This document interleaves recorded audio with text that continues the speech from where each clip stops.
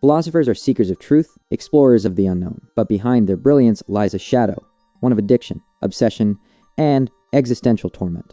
From Sartre's mescaline-induced hallucinations to Nietzsche's mental collapse, why do so many great thinkers spiral into self-destruction?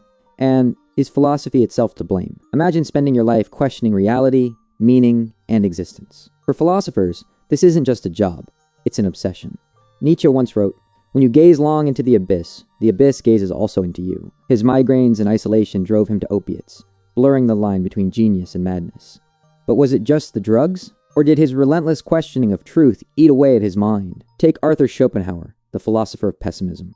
He believed life was meaningless suffering, and he lived it, drinking heavily, isolating himself, and even pushing a woman down a staircase in a fit of rage. His philosophy didn't just describe despair, it became his prison. But addiction among philosophers isn't just about substances. What if philosophy itself is addictive? Bharat Vallabha, a philosophy professor, admitted, "I couldn't stop doing philosophy. It consumed me, like gambling or binge-watching. The rush of solving a paradox hooks you. But what happens when you never find the answer?" Ludwig Wittgenstein, one of the 20th century's greatest thinkers, was so obsessed with perfection he'd rewrite his work for years. He once yelled at a student, "You don't understand." This could be wrong. His obsession left him lonely, even suicidal. Philosophy wasn't his job. It was his oxygen. Environment matters. Jean-Paul Sartre popped amphetamines daily to write 10 hours straight.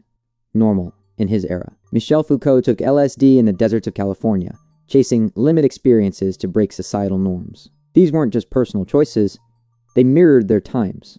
Here's the science. Solving a problem releases dopamine, the brain's reward chemical. Philosophers chase that eureka high. But when the questions have no answers, like, what's the meaning of life? The crash is brutal. Your brain craves more, like a slot machine that never pays out. It's like doom scrolling through existential tweets. You keep clicking, hoping for clarity, but you only get more questions. No wonder. Some turn to substances to numb the chaos. Philosophers often work in isolation.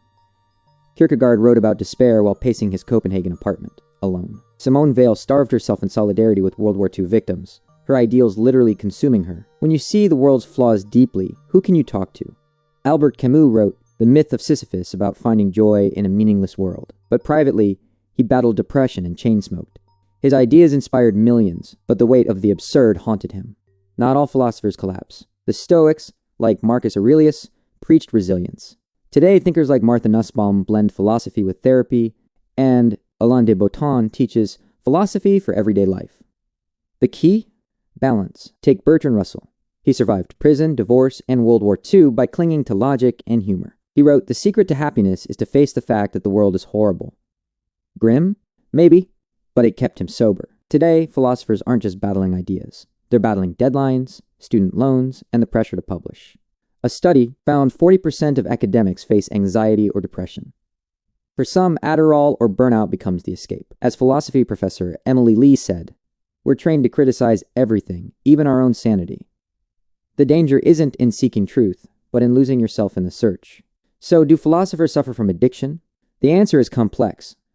While some philosophers have struggled with substance use, others have become addicted to philosophy itself. The danger isn't in seeking truth, but in losing yourself in the search. But at its core, the link between philosophy and addiction reveals something profound about human nature. Philosophy can liberate us, but like any powerful force, it must be handled with balance. Camus told us to rebel against despair. Maybe that rebellion means stepping back, breathing, and remembering wisdom without self-care is just another cage. What do you think? Can chasing ideas become an addiction? Or is it the price of enlightenment?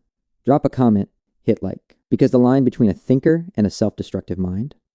It's thinner than you think. Stay curious.